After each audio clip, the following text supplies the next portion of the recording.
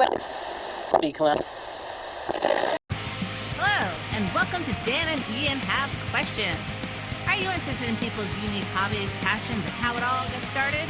Well, you're in the right place. These two, like many of you, know a little bit about a lot and always have questions.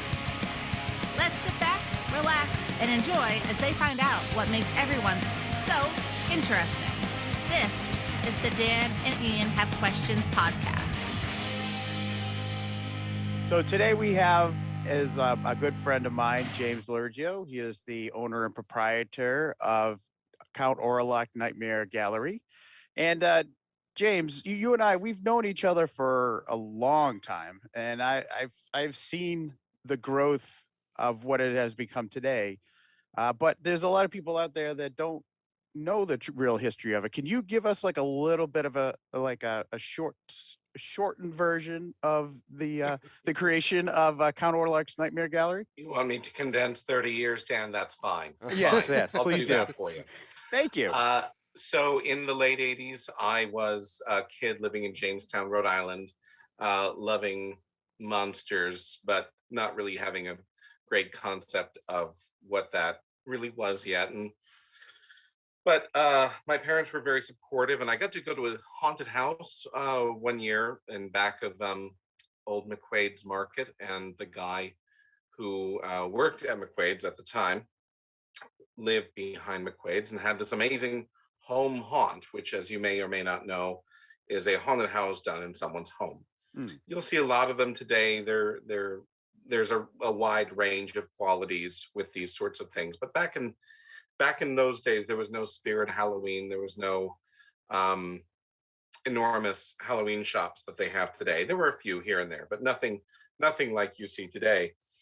And this particular home haunt was amazing. Even if I look back at it with the eyes I've got right now, it was beyond the beyond. The guy had this amazing eye for detail, and he did this really beautiful display in his yard. And eventually, I'm being distracted by this phone that you're holding up, Dan, but that's okay. I'm very distractable. I mean, it's 9 o'clock at night. I've got nothing left in my head. I'm sorry. It's all That's empty in the okay. tank. I'm So- trying to be flashy. Oh my goodness. So anyway, this home haunt, late 80s, beautiful setups. I was fascinated by this guy's collection. And he had this collection evidently for a long time. And he'd been doing this haunted house for a long time. After that Halloween season, I asked my parents if I could call this guy. They said sure, because it was a very small town. My parents knew his parents. And he was nice. He actually invited me over shortly thereafter to see the collection off season. And it was amazing. I still remember walking into various different parts of his house that were walls were completely obscured by wall-to-wall heads, kind of like what you see behind me here. Yeah. And it was just fascinating for a young kid like myself to see all these things up close. David Alba is his name. He's still around. He doesn't do what he used to do, but he's still very much involved in the community and does his own thing. I've remained friends with him this entire time. And what he did back then with me was he kind of took me under his wing and showed me how to be discerning about collecting monsters. He gave me phone numbers and addresses. This is before the internet, so that's what you had to do. And I wrote and called various different people and asked them to send me a Xerox copy of the things that they were making at the time. And I started collecting with my paltry allowance. I was able to collect a few things that I thought were cool. And over the years, over the next few years, I eventually decided to do a haunted house. It was in conjunction with the Newport Children's Theater, which I worked with on and off from that time up until I was a teenager. And that was the very early beginning. And then I did a haunted house with Steph all throughout junior high, high school, and then we had to stop because we graduated. And that was kind of it. I did one weird haunted house my first year of college, realized that was a terrible idea. And then I stopped for a long time. And I picked it back up in 2005, but not as a oh, I'm sorry. No, I skipped a few years. Yeah. In 1999. In 1999, I worked at a place called Belcourt Castle in Yeah, I New was about to Hampshire. say that because I'm Yeah, like, wait a minute, I helped out one time. I missed a 3-year trunk. I Yeah, don't know. I fell on my head last week. Something fell out. And so yeah, 99, I worked at Belcourt Castle as a tour guide. The owners there were kind enough to let me do a haunted house at Belcourt. So we did that for 3 years. 99, 2000, 2001 was our last year there. I had a different partner at that point. I think you remember him, Dan. Yes, I do. Yes, I do. We will not say his name. No, we won't. Okay, all right. Well, if you want to say anything, I'm sure Ian will censor it. He loves doing that. His and, name post, was the post work. I know, right? Yeah, all the post work. He loves doing that. So but we just we worked on it. We had a great time. Another good friend of mine helped as well, Chris Sylvia, who actually has passed on since, who is wonderful and very technical and would put things together, and he could do just about anything. And I was kind of inept. I just was the collector that put a few things together, but he was really good at things. And anyway, 2001 ended the haunted house. After that, I didn't do anything for 2002, 3, 4, and then in 2005, I went to Berlin to Spooky World, the original. Oh no, sorry, it's Foxborough. Yeah, The Foxborough. second That's where incarnation of Spooky World. Oh, Right. Foxborough. Foxborough, yeah, Fox- Foxborough. yeah. No. I went to Foxborough. Yeah. So they were selling the contents of Spooky World, and I just wanted to be there just for fun. I didn't know if anything was going to be in my price range or even interesting. You know, I hadn't done haunted houses or anything in a long time. And my friend Ed Gannon, who was always the creative designer at Spooky World, going back to Berlin days, he says, I'm teaming up with this guy. We're going to be doing the next incarnation of Spooky World. You should join the crowd. And I said, great. And so I got to meet those guys, be friends with them. In 2005, I did something called the Hallow Screen Park. And that was I was under the umbrella of that entity. And I was to make a horror museum. Yeah, it was almost like a maze, wasn't it? It had a maze type look to it. Poles and tents, right. And that's what it was, and it was fine because it was really my first bit of work in that world in a while, and I was anxious to get back into it. I was not anxious to drive to Boston every day because that was awful. Yeah, because it was at the former Bayside Expo Center in Dorchester. That's right. If some people remember that. Yeah, I remember going there one time when we went and hung out with you. That's right. I do remember that. Yeah. Mm-hmm. And that was a lot of fun. I had a good time doing that. I did that in 05 and then the next year in 06. And at some point I said to them, this is ridiculous. We're doing all this effort. We're setting it up for a month and then we have about a night to take it down. And I said, why don't we just set up something permanent somewhere? The three of us, there's more people here, but the three of us could do this. We could put our heads together. And the guy who was in charge at the time said, I have a place in Salem. You should come see my place. Now, I should say, I'm going to back up a little bit.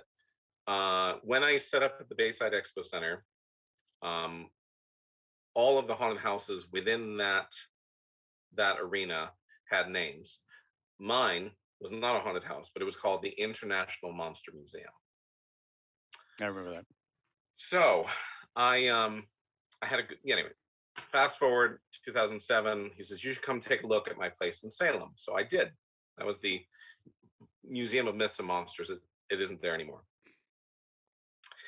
So I did. I went and looked, and he had kind of a museum / haunted house there. It was like a museum when he wanted it to be. It was a haunted house when he wanted it. It was really more a haunted house, but I could see museum as well. Anyway, he said, he said, you should think about this area for laying down roots. I said, I've never thought about this area. It took me a long time to get here.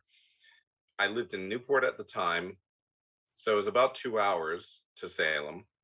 Um, and I just thought to myself, geez, that's crazy. He says, if I can do this, you can do this.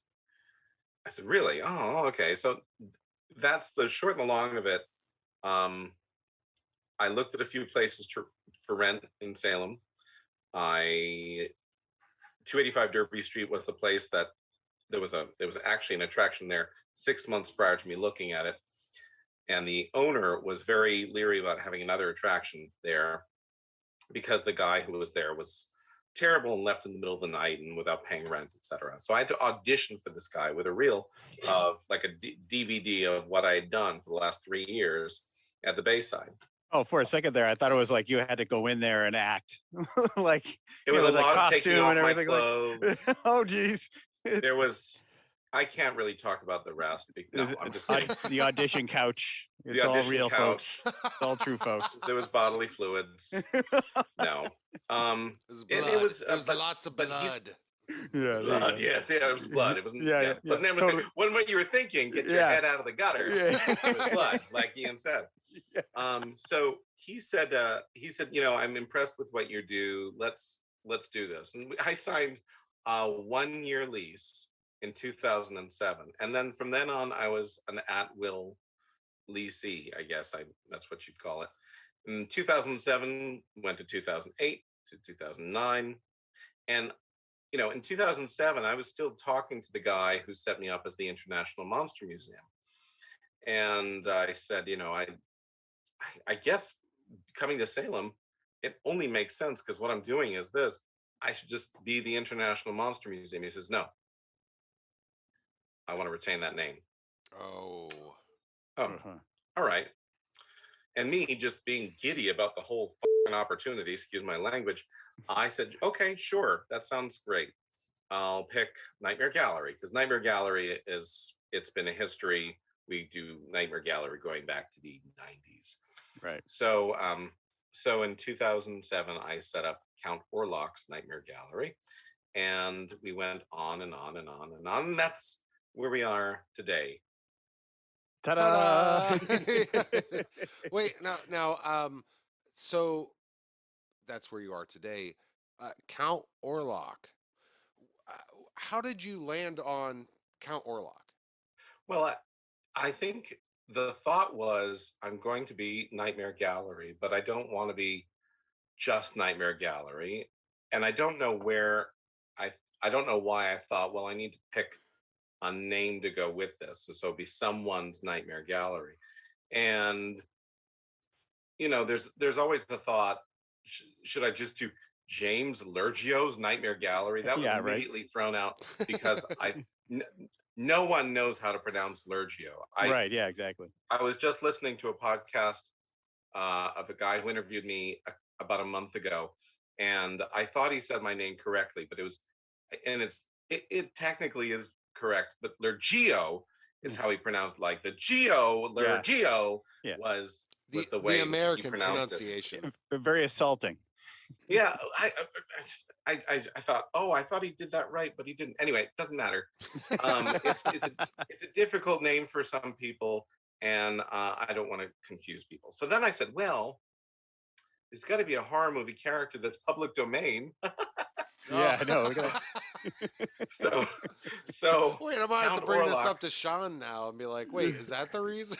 Yeah, I know, right? Well, I mean, there's wonderful. There's a kind of mystery surrounding that character and that actor and the movie. Is that Max Schreck? Max Schreck, and I think it's just very interesting. I picked him, of course, because he was public domain, but it also made sense. I thought the whole thing makes sense. I'm very vampire centric, always have been, and he's the first. Well, maybe technically not the very first cinematic vampire, but he's the one that most people remember. Yeah, right. That's true. Now, you've been in Salem for a number of years. When did what made you do the move to where the current location that you're on right now, which is like the main road that like the walkway for Salem where everybody goes to. It's like, it's the tourist area. How were you lucky enough to get a spot that's like so perfect Yeah, and that like seems the like location's amazing? high real estate, like very very Yes, sought it after. is. I was really lucky, and I've that's how I explain most of my life. I've just been really lucky. Yeah. Um, the the I was there for 10 years, and I was thinking that I was never going to move. I had a good relationship with my landlord. He never seemed to want anything more from me than just rent. We did that, and I thought, well, it's not the most ideal location, um, and it's limiting because it was not big. But I made the most of it, and in the end, I was just resigned. And in the summer of 2017, in July, he says, I think I may want to do something different with the building in the next couple of seasons. And I said, what? He says, I think I might want to change this and that, and we may not have a space for you by this time next year. Hmm. And I said, I don't. I had like a full mental collapse. This was my bread and butter, my only gig for the last 10 years. And he was very nonchalant about it. And I just kind of had to really do some thinking and try and figure out what I wanted to do with this information, because he was being very uh he wasn't being very exact about it. He was just kind of saying, I may want to do something different. I'm, and I was thinking, okay, well, either I have to wait for him to figure it out, and then by that time I'm screwed, or I have to take action and do the right thing and possibly save my career. So in that summer, I looked around for spaces, and randomly I found a space up on Essex Street, and it was an old bank. It was formerly also the oh man, what do they call it? It was like a culty church for a minute. Oh, really? Yeah, the locals used to call it Our Lady of Coffee and Donuts. Um, yeah, yeah. It wasn't. It was. It was. So they were It, very hippy dippy, I guess, huh? yeah, yeah. It was. I mean, people would like sleep in the vault, and Oh, and geez. there was no organized religion being practiced there. It was just a place for people to hang out who didn't necessarily have a place to hang out all the time. Right. But it had been gone for a long time by the time I looked at it, and it was new ownership. And I said, huh. So I called, and just by luck and the fact that I was just a little bit smarter than the guy I was negotiating with, we got in. Hopefully he doesn't listen to this. I doubt he does. No. Oh. Yeah, it's true. That's true. I bet money on it. Yeah. So, Um, oh, sorry. Go ahead. Do you have no, any more? no. So Okay. no, it was great timing and luck is what happened. That's awesome. That's Yeah. and the place is fantastic, and I love it. So what happened? So I know it's getting to be October. This is your busy season for sure. And you were doing like you would it would be a full gallery so people can walk in, but when it comes to October, during the day, I'm sorry, during the night, it's a haunted house. Is that No, right? No. no. Oh, did I get that messed No. up? I think I got this messed up. What did I get wrong here? I'm No, so we did I'm trying to that remember for this. years. We did. No, Right. you're right, Dan. We did that for years. And on the weekends, the museum would turn into a haunted house after a certain time, after three Right. Oh, o'clock. Okay. nice. All right. And but when we moved in 2018, we were about 2 weeks away from opening the haunted house in the new space. I was walking the actors around. I was vaguely pointing to this thing and that thing. And I want to do this thing, but I'm not sure how I'm going to do that. And then I want to do that thing, but I really don't have much time. And when we moved in and opened, I hit the ground sprinting. It wasn't, I was not prepared for the immense amount of people coming in. I Right. mean, I knew there was going to be people coming in, but boy, what a different place Essex Street is to Derby Street. Right. So I just ran out of time. And as you know, I don't live in Salem. I live an hour plus away. Right. So, some of my day is just mindlessly driving. Yeah. So I said in the end, we were, like I said, 2 weeks to begin the haunted house. And I said, I don't think we can do it this year. I don't want to show our patrons a half-assed product. And I don't want to stress myself out or any of our employees by doing something in a space where I'm not even sure we can actually really pull it off, Right. Like it was such a different kind of space, and I set it up so methodically like a museum, very much like I did the first time, but it was just different this time. And I had different stuff, and we had displays you could walk around. And I thought, no, I don't want to do it. And we'll just deal with whatever we have to deal with if people are unhappy. But I hoped people wouldn't be unhappy. And to this day, we still get, oh, I miss your haunted house, which is nice. I love hearing that. But I don't. I don't miss our haunted house. It's a lot of work. It's a lot of work. It was a lot of work. Yeah. That's right. And I love doing it. And we got, oh gosh, we had so much fun. But it was so much extra work. It was also the very complicated thing of having mixed reviews, right? So we are a museum most of the time, right? And then we do this haunted house for this tiny fraction of the time in October. So when people would come in to see the museum or whatever they were in line for, because many of them ridiculously did not know, they would see the haunted house, and if they didn't like the haunted house or if they were expecting the museum, we would get rated on the haunted house. And I'm thinking, man, this sucks. Yeah. Because people really liked it or they didn't like it, whatever happened, it was like they were going to tell us. Right. And I didn't want to be known as the haunted house if that's not something that people were looking for. And it's not your full-time gig.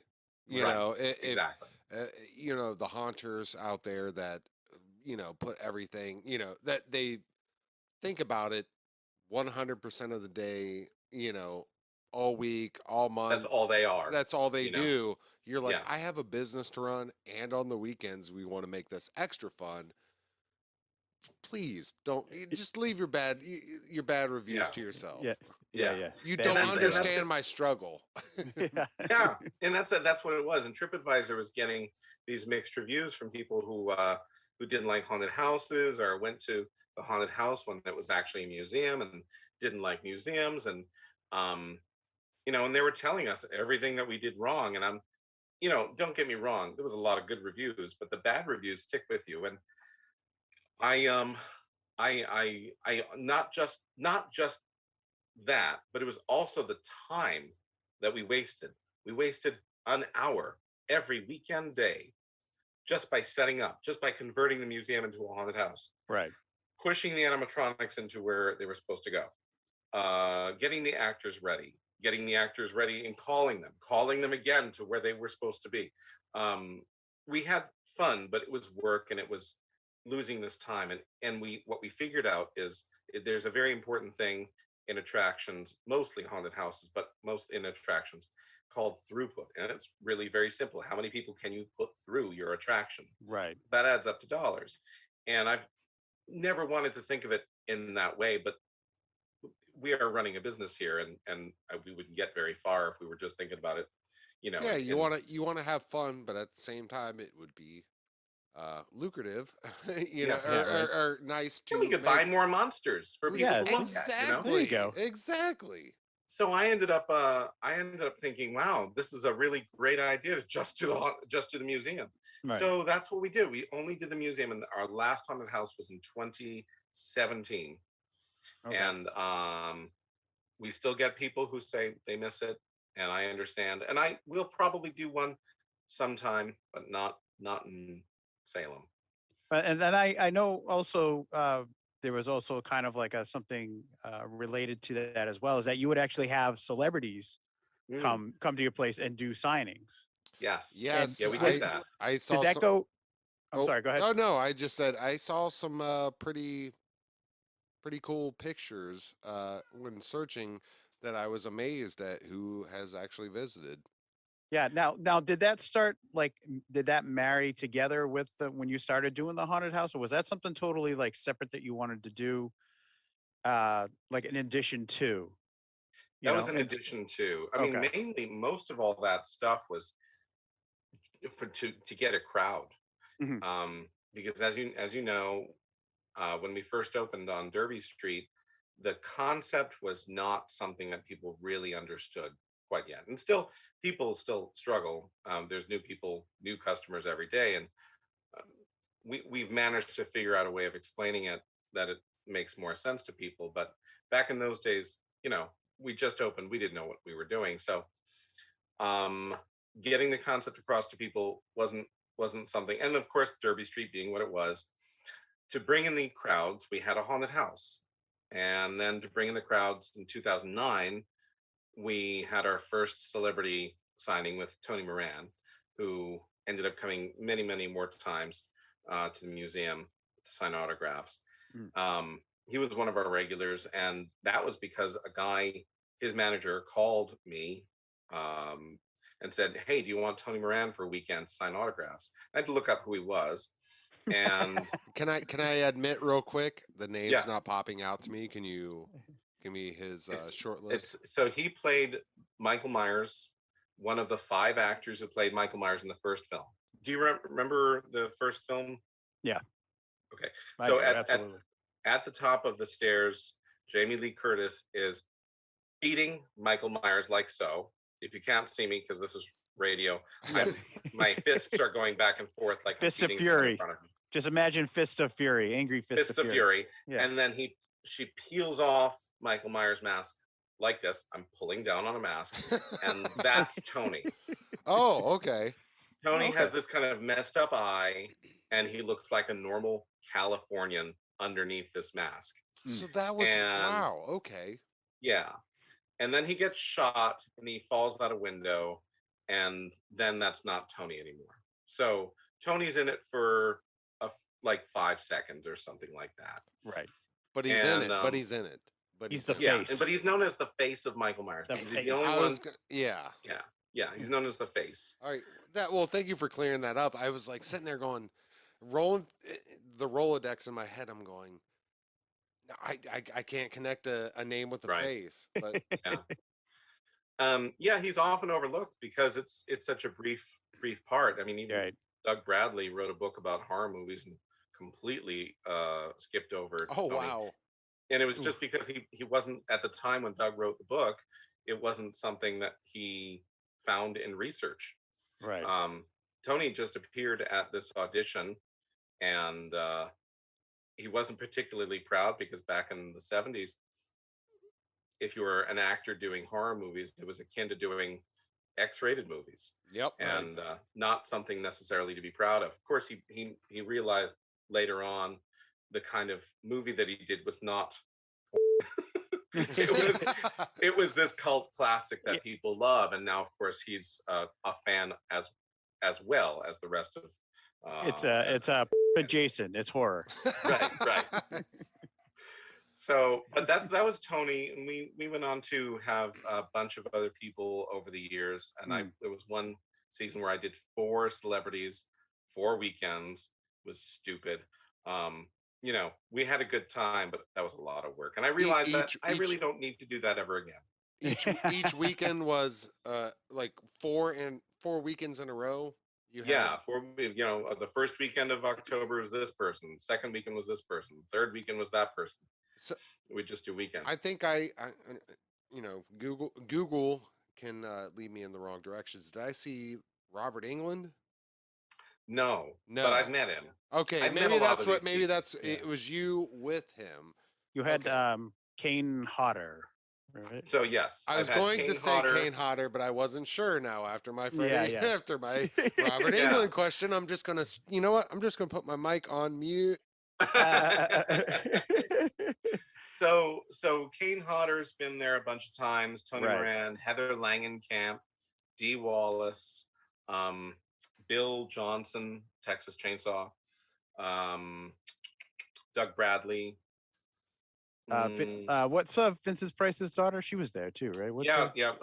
Victoria Price. Victoria. That's right, Mhm. Victoria. Yeah, she And had a different event. She had to talk.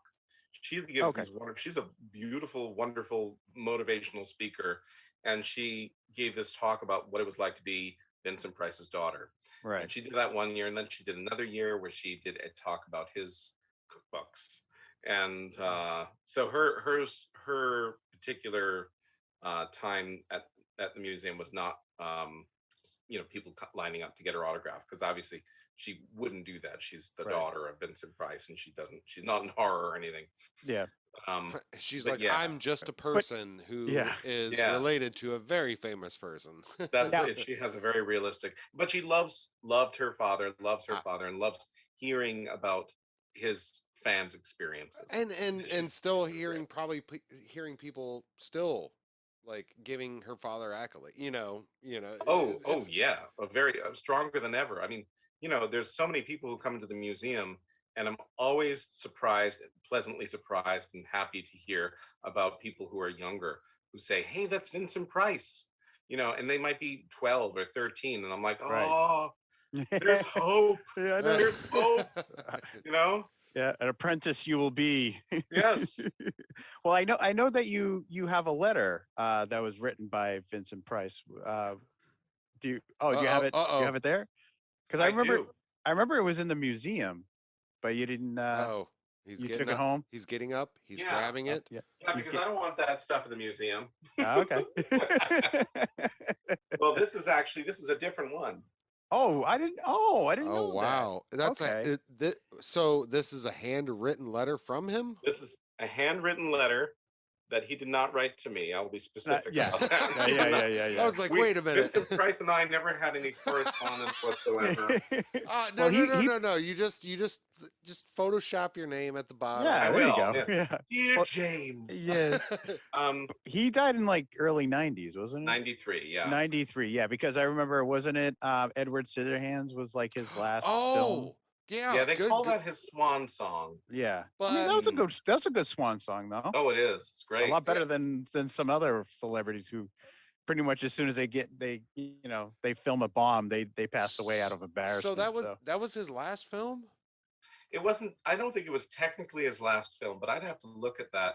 I was recently saying something. I thought, well, that's not his last film. I think Dead Heat was his last film, and then someone okay. corrected me, and I was not on Google, so I couldn't verify. Yeah, yeah, yeah. You I'm couldn't prove going them by wrong. I'm Well, going by my actually, brain. You're using the internet. No fair. yeah, Yeah. yeah, exactly. Well, then that leads up to so we're gonna go focus back on the museum. And I know that you every year you practically rotate some of the statues that you have. I call them statues or props. I don't know what you prefer to call them, but No, they're because statues. Yeah. yeah, because the statues they're life size, a lot of them. Mm-hmm. Mm-hmm. And And very realistic. yeah, very realistic. Very Have you like been? no, I have not, and I What's know. your excuse? no, Well, my he's in excuse. Cleveland. I was That's gonna his say my excuse. excuse is living in Oh, I didn't Cleveland. realize you were talking to an out of towner. Oh my Yeah, goodness. he's a Yeah, way out of towner. And this he's interview, I'm the out of towner, but yes, this was you were one of the first, and I believe Dan said at the beginning was you were one of the first people that got brought up as interesting folks or amazing, like just people we need to talk to. yes, So and I've wanted to get out there, and we were just talking today. I said we got to meet up, man. Like I said, Yeah. you either got to come here, I got to go there. We got friends in Illinois. I'll bring the museum to you. Oh, oh, you're gonna pack up all fill those up a goodies. trailer. You're gonna fill up Yeah. a trailer. We're gonna just gonna trek on It'll just down be across this America. caravan. We'll rent a Yeah, train or something. I yeah. don't Yeah. know. Count Orlok's Roadshow. The caravan of scare. That's what we're gonna call it. Yes, I like that. Hold I on. like that. Wait. Trademark. The Trademarking it. scaravan. The scaravan. Yeah, there Caravan. you go. But so all right, going back to the museum, how many statues do you actually have currently in the Very good museum? question. And I think recently I did count, but I've lost track. And I probably I remember that was something that you said to me, and Right. I said I better bring my notebook and find out. We have 60 something statues in the Oh museum, mackerel! Wow. and like 12 different displays that are outside of the statues, and like 25 life masks, maybe more, Hmm. and various different other characters that are not full life-size head-to-toe characters. And yeah, I think that's where we stopped categorizing things. Now the Various different exhibits. Now, just to clarify, I don't know if you know the Ian life masks. Obviously, if you're familiar with death masks, what they used to do is back in like way back in the day, they used to actually do a molding. If someone passed away, they would actually have a mask of He- the person's just so they have it as like as a keepsake, as remembrance. He's on And the for move. He's on the move. He's Yep. getting Oh, some. there it is. See, so he's showing an example of one right now, and that's a life mask. Yes, And they would use that Vincent Price. Vincent Price. Oh wow, damn, that's very cool. But they would use those for like when they were doing prosthesis. Is that correct? Would they use that? Yes, Yeah. if they were So going to do anything with makeup on an actor, they would do a life mask of the actor. Oh, that's really bright. Sorry. it's okay. That's No, okay. No one, got no one can Don't see it look as into it the does. light. I got to see his mustache there. Yes. Wait, Marianne. now Dan, quick Marianne. sidetrack. Is that Yes, the sir. same? No, a light. This is for you said when they're dead, right? So Life there's mask. life masks and death masks. Death masks, they would do that. Like mostly, you would have it like family members would request a death mask. They would keep that as a keepsake, and just like have it as some kind of like just so they can gaze into their loved ones' faces Yeah. once And they have so, passed away. and so you're saying that one was a life mask. Yeah. Correct. So life masks, a quick way of describing it, life masks are done while they're alive. Death masks are done after they're dead. Life masks are, let's say you were going to be in a movie, Mhm. Ian, and what they needed to do is they needed, in the movie, you were going to have this big scar on your cheek. So they wouldn't just go and find a regular scar that was just a random, anyone can have it on their face scar. They wanted a really special scar, just like a big Ian scar just for Ian. So An they would extra sit you in a large. chair. What's that? An extra large scar. Yeah, Yes, an extra extra large, yeah. large. They would put you in a chair. They would like put like a barber's thing around you, and they would put a bald cap on your head so that none of your hair. And let's say, just for the sake of making this a little easier sounding, you did not have a beard. Okay, so they'd have to digitally remove your beard. So all right. So you're in there. They're shaving your beard. You're saying, no, I just want to get this life mask done, and they're saying, shut This'll up, get Ian. stuck. Shut up. Yeah, Shut yeah. up. Stop talking. And so you've been freshly shorn, and then they cover your eyebrows with some Like Vaseline or something. Vaseline, Right? yeah. Yep. And then they cover your face like from here, like a little bit back from your face, all around, leaving a little bit of room for your nose so you can breathe. With Put straws something up called- there. yeah, or straws. Yeah. Called alginate, like a dental alginate, which is Yes, something that's yes. kind of a somewhat flexible material. And they do that, and then it dries. Then you take it off, and that negative impression that you left with your face is something that they can fill with plaster, and that is a life mask. Then what they do with that life mask is they sculpt in clay this scar that they want you to have. Then they mold that. Sorry. and then they mold that. And then so what they do is they make this great scar that they can then uh, um, run a prosthetic material, whether it be silicone or foam latex in, that is directly pressed into your face, has the right contours. I'm not describing this right, but hopefully it makes sense to listen. And the desired Sounds effect professional is to this, me. Sounds professional to me. the desired effect is that this thing fits directly to your face and it's seamless and it looks great. Excuse me. You all right? I'm Want a water? choking on God knows what down here. It's Well, all it is that a basement. It's all that It is. latex floating around. Yeah, that's what it is. Yeah. So as we're so you're on a time crunch, and I want to be very respectful Yes, thank you, of thank you, of thank you. the amount of time that you have given us. So I'm gonna wind it down real quick. And typically what we do is we ask the people that we're interviewing them what movie that they would recommend to our audience. It doesn't have to be horror genre specific. It's But just just it's like usually like one you go back to a lot, or or yeah, something that you saw recently, yeah. if you want to recommend that too. So it's entirely up to you. What do you want to do? Ooh, hard questions. Uh-oh. And you know what? I really like Driving Miss Daisy. Okay. Really? No, I'm just kidding. Oh, all right. I'm I was just just kidding. like, I had It's to fried explain green that. tomatoes. I It's fried green tomatoes. Of Okay. course, it's Jessica Tandy. Yeah. Yes, guys. Like I picked a non-Jessica Tandy film. I know. Oh my I'm sorry. God. I'm sorry. I'm so Oh, sorry. Jeez. fried green tomatoes. All right. Hey. let's- You know what? Okay, so getting a little bit more serious. There are two of my favorite horror films that were actually sequels from the 80s. The first one is Poltergeist 2, okay. Really? and Okay. the second one is House 2. House 2. All right. Now, I'm not recommending them because people will like them. I'm recommending them because they're kind of fun. They are fun. They are Yeah. fun. I agree. He's Yeah. saying I'm a secret. No, I was the sequel kid. Use your words. I Yeah. would find House 2 before House 1. I would find Poltergeist 2 before Poltergeist. I would Yes. find Army of Darkness before Evil Dead. So Yes, like yes. all of these, I'm like, yes. It was the more expanded a block. Like they tried to make them bigger than anything. Right. You know? They just had more money. That was the Yeah. Yeah. That was the Yeah. problem. Well, House 2 is so weird. Yes. But it's weird and it ticks all the boxes for me. It's an old haunted house.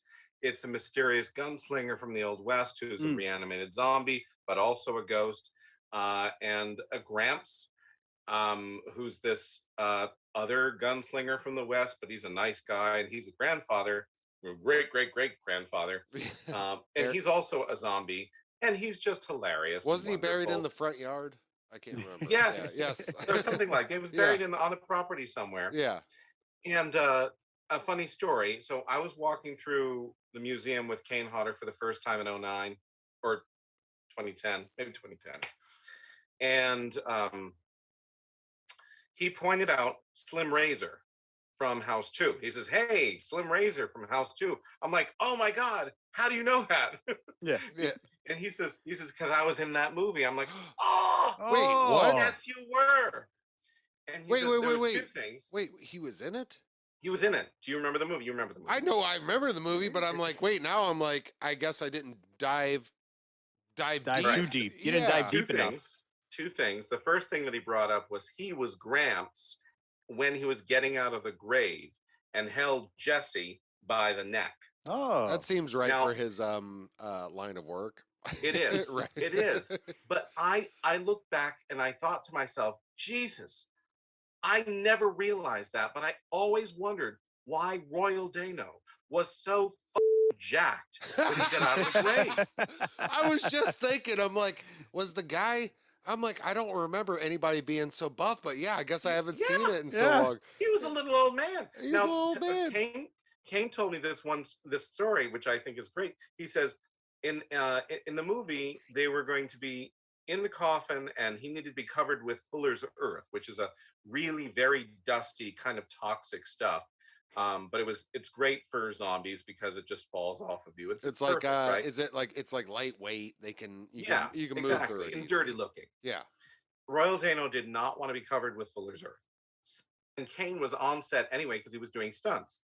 He says, "I don't mind doing that. I'll do that." So he got in the coffin and was Gramps all the way up until taking off his mask. Hmm. Then he says, "Now, do you remember the party scene?" I said, "Yeah." He says, "I was thrown over the balcony by the only guy that made me look small." Do Oh. you remember the caveman? wait. I'm blanking on that one. This All right, movie now is you have so to watch weird. it again. I was gonna say this Yeah. movie is so weird and like burned in my brain, but it's not that burned in my brain, I guess. It's You're a gonna watch have everyone party. Watch it. Yeah, I know. Watch party. There's We got to do a watch party. Spoiler alert: 1986 film. There's a party that spontaneously happens at the house. I think Yeah. Bill Maher is responsible. Bill. And Bill Maher, the Bill Maher. Yeah. And so they're all partying, and because in certain rooms of the house there's an alternate dimension, and there is this caveman with this enormous greased man that comes out of one of the rooms, and of course, you immediately know he's going to get the crystal skull. So he goes into the party. There's this balcony, and he bumps into Kane. Kane's character is a gorilla suit, but he's not wearing the mask at the moment. And he bumps into Kane. Kane says, "Hey, watch it, buddy." And the guy turns around and goes and knocks him over the railing, and he lands in the chair below. And that's the stunt that he did in the movie. That's what he was brought on for. So he didn't mind playing Gramps with the fuller earth, etc. So that was the fun story that Kane told me the first time he saw one of my props at the museum. That's awesome. See, that's a good story. Good historical story. Well, James Lurgio, thank you very much. Can you please, tell us Sing a where? song? Yeah, sing a song, do a dance, Yeah, do a dance. Yeah. do a shuffle. Okay, There you nobody go. can see it, but it's good. Do good. you He want got up to and- promote? Do you want to promote No, thank you. Nightmare Gallery? No. Okay. All right, we're No. done. All right, guys. All right, Everybody I get see out. ya. All right. Everybody get out of here. So yes, I do. NightmareGallery.com. You can buy tickets. We are open every day in October and weekends all the way through from November into December and closed at the end of December. And then we reopen in March. We're open 10 months a year. Check our hours on Google. If you're not sure about Google, please call us. If you're not sure about calling us, send smoke signals, show up at the door, Yeah. call me at my home. I don't know. Yeah, well, Alien sometimes the Google search doesn't line up with the hours of actual business with some places. Guilty. That's my fault. Yeah, I don't know how that works, but yeah, It was you, wasn't it? Yeah. Damn you! Yeah. It's all your was- fault. It's yeah. Oh no, go ahead. I don't have anything to say. Oh no.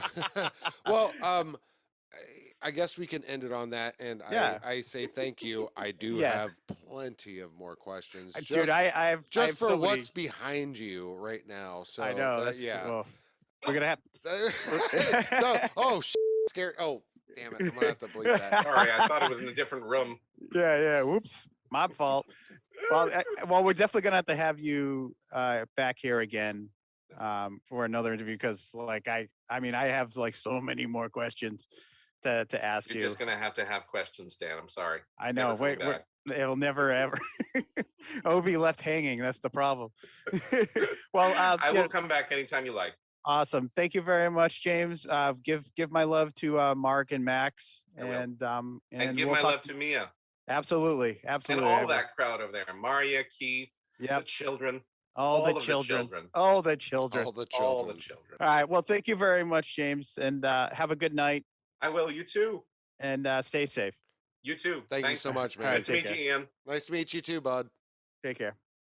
I don't know which button I pressed to get out of here. We're keeping that in there.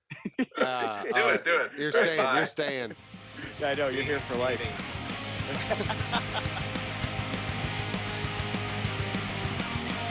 Thanks for listening. If you have any questions or suggestions, write to us at danandianpod@gmail.com or search Dan and Ian Have Questions podcast on Facebook. Intro music provided by Ian Savage. Music produced and recorded by Shaun Vanek at Mercenary Studios. Thanks again for listening, and see you next time.